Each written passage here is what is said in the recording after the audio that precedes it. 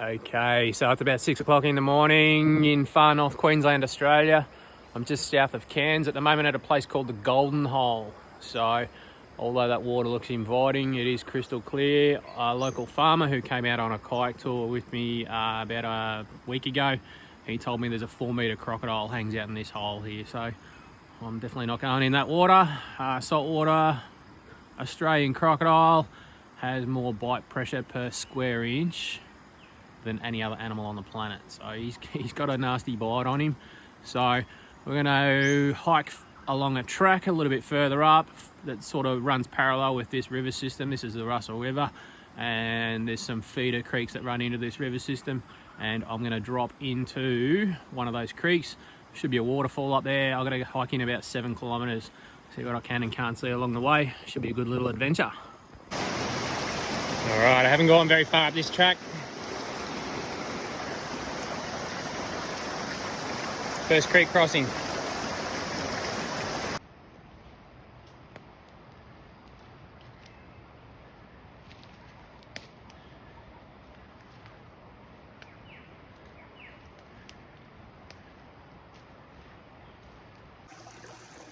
Just dropped into creek number 2, only a tiny creek.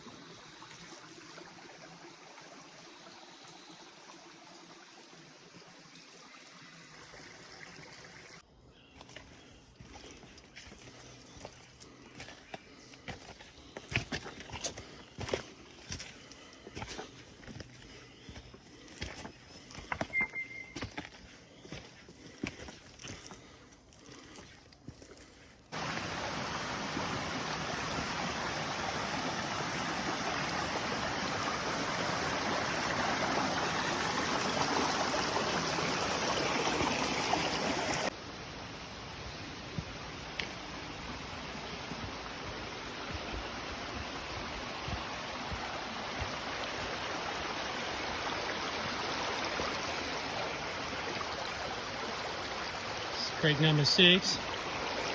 So I'm only averaging about just over 400 metres and I'm coming to one of these creeks. 3.2 kilometres, almost halfway.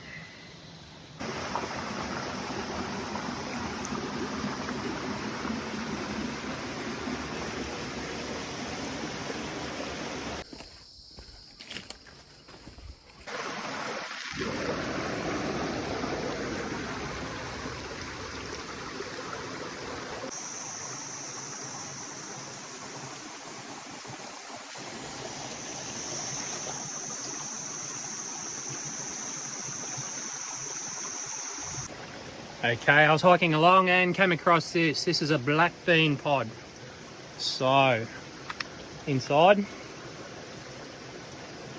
these are black beans. These ones are about to shoot. So, I run through a few bush foods medicines on the tours that I do at Palm Cove Water Sports. This one was a bit of a food for the traditional people. Not a real good one, but these pods, they are poisonous to eat. So, the traditional people, they crush these up with a rock and then soak it in a flowing stream like the one there behind me. So crush, soak, crush it, soak it, crush it, soak it.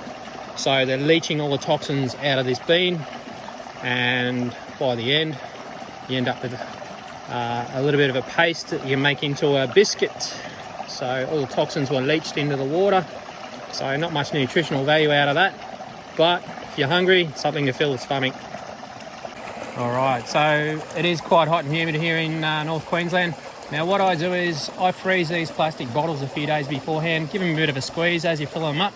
That way when the water freezes and expands, it's not going to break the plastic. The last thing you want while you're hiking is for that plastic to be broken. It's going to leak. You're not going to have any water. So these come in handy. I've had injuries. People on hikes with me had an injury. These double as an ice pack. Also, they cool you down. I stick them on my chest sometimes when I'm really hot and overheating. So it works like a bit of an ice vest that the sports people use when they're playing professional sports. Stick it against your chest. It'll help cool you down pretty quick. I always take a couple of bottles of water that are not frozen.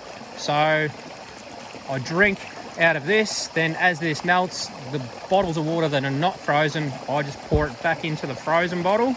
So I've always got cold water. Feral pigs. They're not much more than 10 metres away from me. That scrub's just so thick.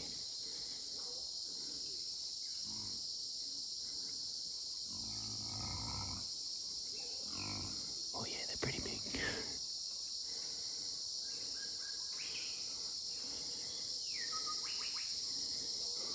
Oh yeah, he's a big bugger.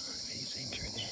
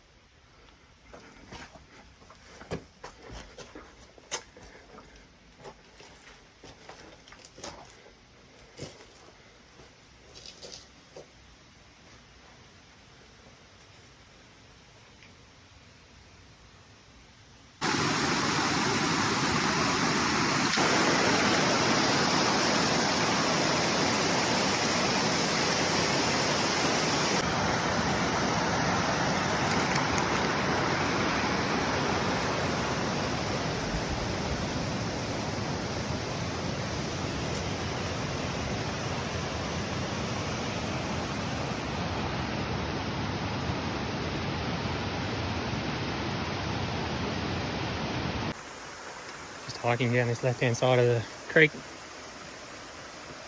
Falls look like they're just ahead of me. I might run a rope across here. Straight down. Rope across that trail. It's pretty slippery. And that just slides straight down off that edge. A bit of a hairy moment, I think. Alright, I'm standing on the top of what's called Wankaroo Falls. Now, a few puns could be used, as I left from a place called the Golden Hole, but we'll leave that one alone. So, I'm in about 7 kilometres, pretty far into the rainforest. Quite stunning place. Now, my plan was to get to the bottom of these falls. I took a trail to the left at the top of the falls. That trail's pretty sketchy. I need someone to come in and put some guide ropes along the side of the trail. I went barefoot just because it was so slippery. Some of those drop-offs are like 10 metres down. So I'm on my own. Not a good idea. So I came back to the top of the falls. I might throw the drone up and hopefully get some footage of that section up here anyway. Shame I couldn't get to the bottom, but someone needs to put some ropes along there. I'm not real flash for the height situation. And on my own, yeah, 10 metres down. Slippery trail and that wide in places. I was hanging on with my toes, so yeah, shoes had to come off for grip.